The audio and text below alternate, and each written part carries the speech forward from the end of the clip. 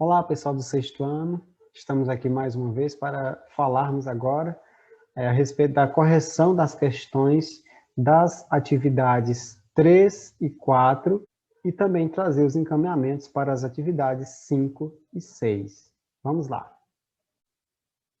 Nesse primeiro momento, nós iremos aqui a correção das questões da aula 3, depois iremos para a correção das questões da aula 4.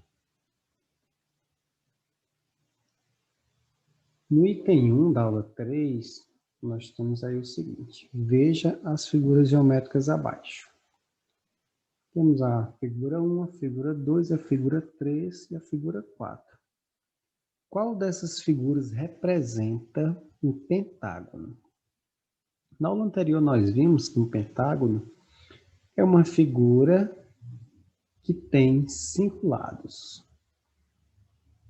Considerando que a figura 1 é um triângulo, a figura 2 é um quadrado e a figura 4 é um retângulo, nós temos aqui a figura 3, que é um pentágono. Então, item 1, alternativa correta, letra B. A figura 3 aí representa um pentágono. No item 2, pede para vocês observarem as figuras.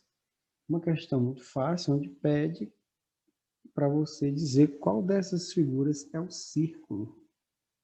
Na figura 1, você logo tem aí um retângulo. Na figura 2, vocês têm um hexágono, uma figura de 6 lados.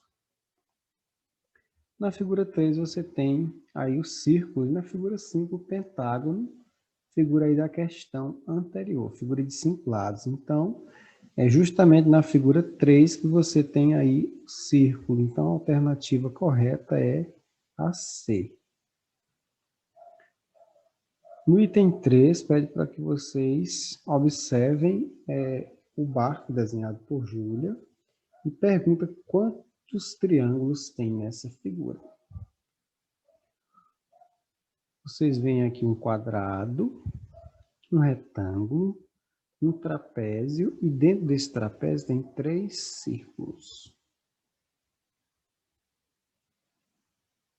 E você vê aqui no formato da vela do barco desenhado por Júlia um triângulo. Então, você vê apenas um triângulo nessa figura. Então, a alternativa A é a alternativa correta. No item 4, diz o seguinte: Marina colou diferentes figuras numa página do seu caderno de matemática, como mostra o desenho abaixo. O que essas figuras têm em comum? Letra A, o mesmo tamanho, você logo vê que não, né? Todas aí são diferentes. O mesmo número de lados, sim, todas têm aí o mesmo número de lados, como vocês podem ver. A forma de quadrado, apenas essa tem a forma de um quadrado.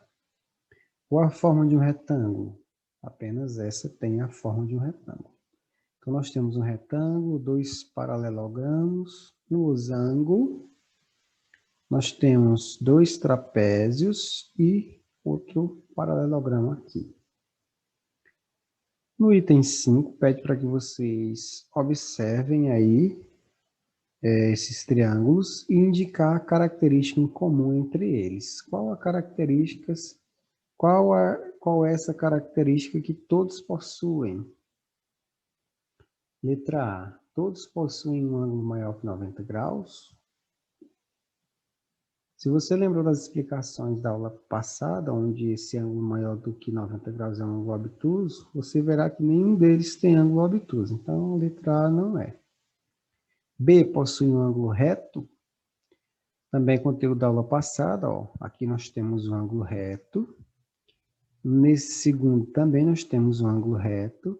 E nesse terceiro também nós temos um ângulo reto, que é um ângulo de 90 graus.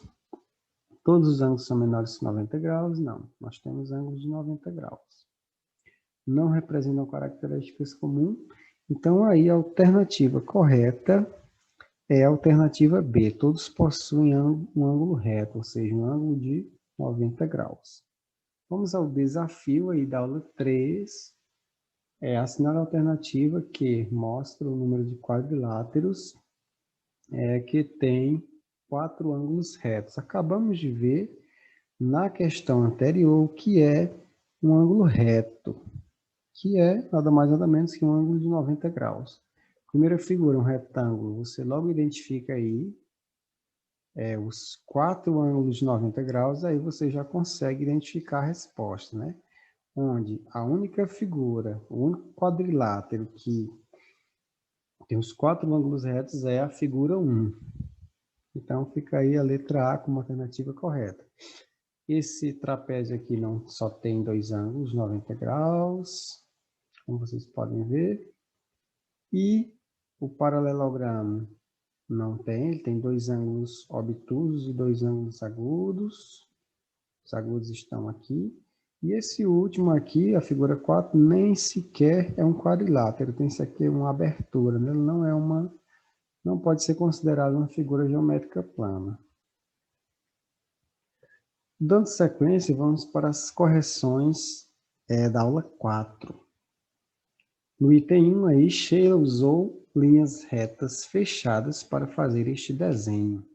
Quantas figuras de 4 lados foram desenhadas? Aqui no rápido observação você já consegue identificar que apenas 2 figuras de 4 lados foram desenhadas por Sheila, né? O restante aí são triângulos. Então, a alternativa correta é a letra A. O João, aí no item 2, gosta de criar coisas diferentes. Um dia ele desenhou a planta de uma casa, aí bem diferente, como vocês podem ver.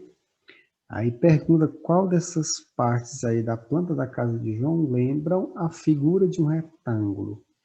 Se você observar, a alternativa A traz aí que é cozinha e banheiro. Cozinha, nós temos aí uma figura aproximada aí com losango. Banheiro, você tem aí um triângulo, então você já descarta. Na letra B, quarto e banheiro. Você vê logo que o quarto aí se assemelha a um paralelogramo e o banheiro um triângulo, como você já viu. Você vai ver também que o jardim e garagem eles se aproximam bastante aí do formato de um retângulo. No item D, varanda e cozinha, já vemos aqui que a cozinha não tem esse formato e que a varanda se aproxima aí de um trapézio. Então, a alternativa correta, a alternativa C, jardim e garagem aí são as figuras que mais se aproximam aí de um retângulo. Dando sequência, observe essas figuras abaixo aí, você tem na figura 1 um retângulo, na figura 2 você tem um trapézio, na próxima você tem também um pentágono, e na última você tem aí uma figura de 4 lados aí com formato diferente, é um quadrilátero. Quais dessas figuras são quadriláteros? Ou seja, possui 4 lados. A única que não vai possuir 4 lados é a figura 3, que tem 5 lados, é um pentágono, então não é um quadrilátero. Então, deste modo, a figura 1, a figura 2 e a figura 4 são quadriláteros, figuras que têm aí 4 lados. Então, a alternativa correta é a alternativa... Então, aí você tem como alternativa correta a alternativa C. Item 4. Veja as figuras abaixo. Figura 1, figura 2, figura 3 e figura 4. O losango é a figura... Aqui você tem um trapézio. Na 2 você tem um retângulo. Na 3 você tem, de fato, um losango. E na 4 um paralelogramo. Então, a alternativa correta, o losango é a figura 3. Dando sequência aí, Fabiano visitou aí chegando aí uma cidade. Ele visitou primeiramente a igreja, depois foi para a pracinha, em seguida foi para um museu, foi a um teatro e em seguida retornou para a igreja, né? Esse quadrilátero aí que representa essas setas aí do percurso que o Fabiano fez representa um quadrado, losango, trapézio ou retângulo. Se vocês observarem o formato, logo vocês verão que ela representa um trapézio. Você vai observar que essas figuras no desafio da aula 4 e dizer quais figuras destas têm aí pares de lados paralelos, ou seja, que os lados opostos são iguais. Você vê logo que a figura 1 tem lados aí diferentes. Na figura 2, esse lado é igual a esse, que está paralelo a esse, são iguais. Esse lado também paralelo a esse aqui também é igual. Figura 2, sim.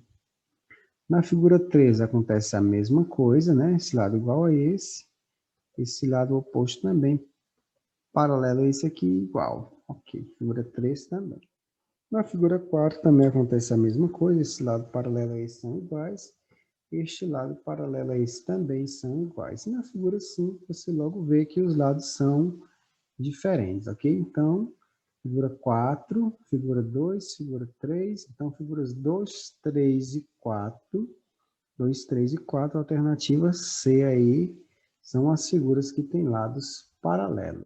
Dando sequência, nós temos aqui alguns encaminhamentos que vai ajudar vocês aqui com essas explicações para que vocês respondam as questões das aulas 5 e 6.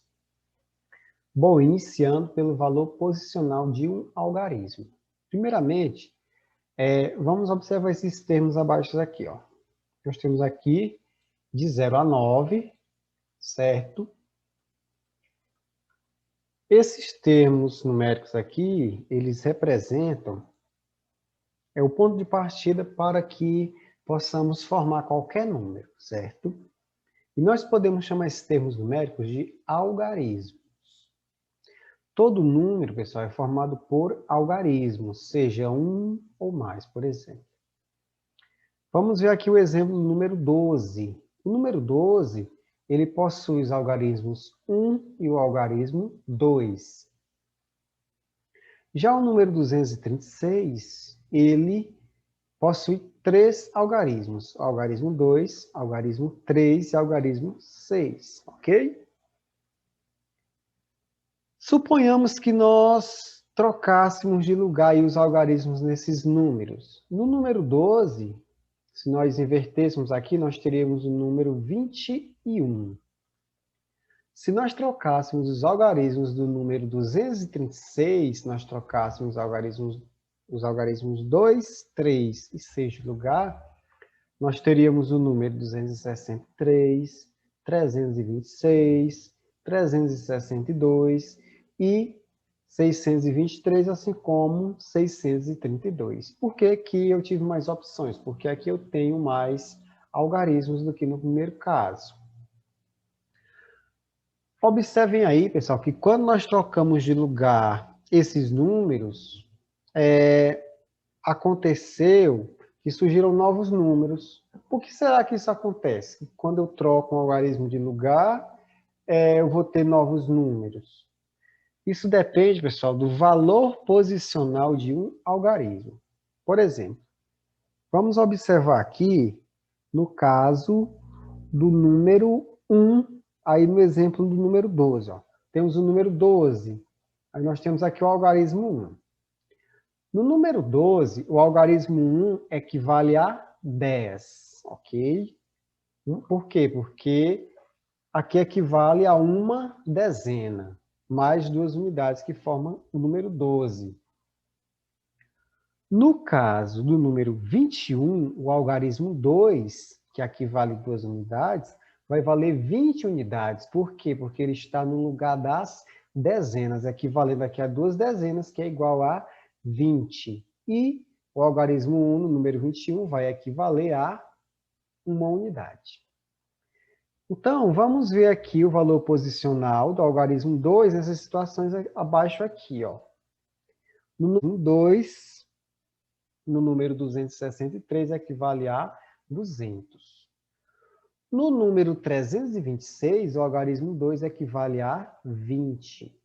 Observem com atenção que Quando você lê o número, você vai falando o nome do número, você acaba por descobrir qual é o valor posicional de cada um. Por exemplo, aqui eu tenho 362. O algarismo 2 equivale a 2, 362. 623, ó, 623. Então, o algarismo 2 equivale a 20. Dando sequência, pessoal, o que altera esse valor posicional desse número é justamente essa referência de classes e ordens, certo? Onde temos aqui nesse quadro, esses 3 quadros aí, melhor dizendo, a classe das unidades simples, com unidade, dezena e centena. Classe das unidades dos milhares, né? Com a quarta ordem aqui, unidade de milhar. A quinta ordem, dezena de milhar. E a sexta ordem, centena de milhar. Aí para frente a gente vai aqui com sétima ordem, unidade de milhão, oitava ordem, dezena de milhão, nona ordem, centena de milhão, aqui na classe dos milhões, ok? Então, como exemplo aqui de valor posicional, eu vou ter o algarismo 8. O algarismo 8 aqui, ele representa o próprio número 8, certo? A partir daqui, quando eu tenho o número 82, o algarismo 8, ele vale 80. Por quê? Porque ele equivale a 8 dezenas. 8 vezes 10, 80, né? No número 850, o algarismo 8 vale 800. Por quê? Porque ele equivale a 8 centenas. No número 8.294, o algarismo 8 equivale a 8.000. Por quê? Porque ele equivale a 8 unidades de milhar. Observe que na leitura do número você consegue descobrir o valor posicional. Você consegue descobrir facilmente. Próximo, no número 80.000, no número 80.563, o algarismo 8, perdão, o algarismo 8, ele vai equivaler a 80.000. Por quê? Porque ele equivale a 8 dezenas de milhar, que equivale a 80.000. Próximo. No número 852.243, o número 8 equivale a 800.000. Por quê? Porque nessa posição aqui, o 8 ocupa a posição das centenas de milhar, tá bom? Então, observem que sempre na leitura do número, a gente acaba por descobrir o valor posicional de um número. Então, para conseguir compreender melhor, pessoal, é bom lembrar desses valores de referência que nós temos aqui. 1 vale 1 unidade, uma dezena vale 10 unidades, uma centena 100 unidades, uma unidade de milhar 1.000 unidades, uma dezena de milhar 10.000 unidades, uma centena de milhar é 100.000 unidades. Então, aí esses valores é sempre importante vocês darem aí uma relembrada. Aqui eu tenho o caso, por exemplo, do algarismo 1, 152. No número 152, ele equivale a 100. No número 251, o algarismo 1 equivale a 1. No número 521, também ele equivale a 1, porque 1 unidade. Nós temos aqui, ó, centena, dezena, unidade, ok? No número 125, o algarismo 1 equivale a 100. Por quê? Porque ele está aqui representando uma centena. Centena, dezena, unidade. A gente tem essa ideia aqui, melhora um pouco. No número 215, o algarismo 1 equivale a 10. Por quê? Porque ele equivale a uma dezena, ok? Pensem aí um pouquinho. No número 82.637, qual o valor posicional do algarismo 6? Esse cara aqui, ó. Qual seria o valor posicional aqui do algarismo 6 no número 82.637? Qual seria aí o valor posicional do número 6? Letra A, ele equivale a 6? 6.000? 60 ou 600?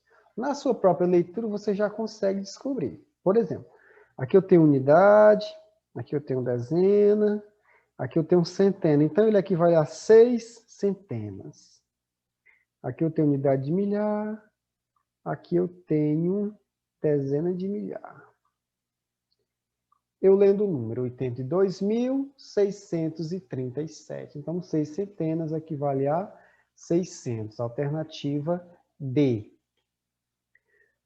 Decomposição e composição de números naturais. É outro conteúdozinho fácil aí das séries iniciais que você vai ter nas próximas questões, né? Fazer a decomposição de número, pessoal, significa desmontar, significa você separar em unidades as ordens que formam esses números. Por exemplo, como exemplo, eu posso ter aqui o número 352, certo? Se eu for decompor esse número, eu vou ter 300 mais 50 mais 2, certo? 352. Isso é uma decomposição, ok? Agora, quando nós montamos, quando nós juntamos as unidades de um número, nós estamos fazendo a composição, certo? Nesse primeiro caso aqui, nós fizemos a decomposição. Por exemplo, eu tenho o número 152, ok? 152. Então, 152, ok? 152. Isso aqui ele é composto, aqui eu fiz a composição dele. Como exemplo, nós temos aqui, ó. Nós temos aqui, 1.699, ok? Aqui ele está composto, ele está junto, e aqui ele está decomposto, 1.699, ok?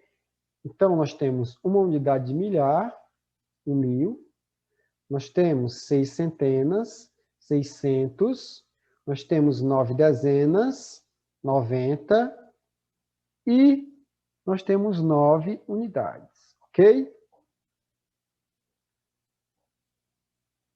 O número 1.269 aqui composto, daqui ele decomposto aqui, ó, unidade de milhar, 1.000, centena, 200, 2 centenas, aí o 60 representa as dezenas, né, 6 dezenas, e unidade, 9 unidades, ok? Então, aqui está a decomposição do número 1.269, 1.260 mais 9, ok? Decomposição do número 3.111. Aqui ele está composto, ok? Aí eu vou decompor ele. 3.100 mais 10 mais 11, tá bom? Vamos agora, pessoal, falar um pouquinho aqui sobre o ábaco indiano. Então, esse ábaco indiano, ele é formado por pinos e contas que podem favorecer a sua compreensão do sistema decimal de numeração indo-arábico, que é o sistema numérico que nós utilizamos, tá bom? Então, nós temos aqui esse primeiro ábaco, tá bom? Ele tem o seguinte, ele tem 2 dezenas de milhar, ele tem 2 unidades de milhar, 0 centenas, tem 5 dezenas e tem uma unidade, ó. Seria, então, o número 22.051. Então, esse próximo aqui, ele tem 3 centenas, 3 dezenas e 5 unidades. Então, representa o número 10.335. Vocês devem estar familiarizados, já devem ter visto, provavelmente manusearam já esse ábaco. Eu tenho aqui, por exemplo, o número 3.243, né? Então, 3.000 unidades de milhar, né? 1, 2, 3 unidades de milhar, 3.000. 200, 2 centenas, 3.200. 44 dezenas, 1, 2, 3, 4 unidades, 3 unidades, né? Deste modo aí, eu representei aqui o número 3.243 nesse ábaco, tá bom? Dando sequência. Qual o número está representado no ábaco abaixo? Aí tem as alternativas, você pode vir aqui na questão, no próprio ábaco, marcar o número, uma dezena de milhar, não tem nenhuma unidade de milhar, 3 centenas, uma dezena e 4 unidades. Então, equivale a 10.314. 10.314 aí é o número representado neste ábaco.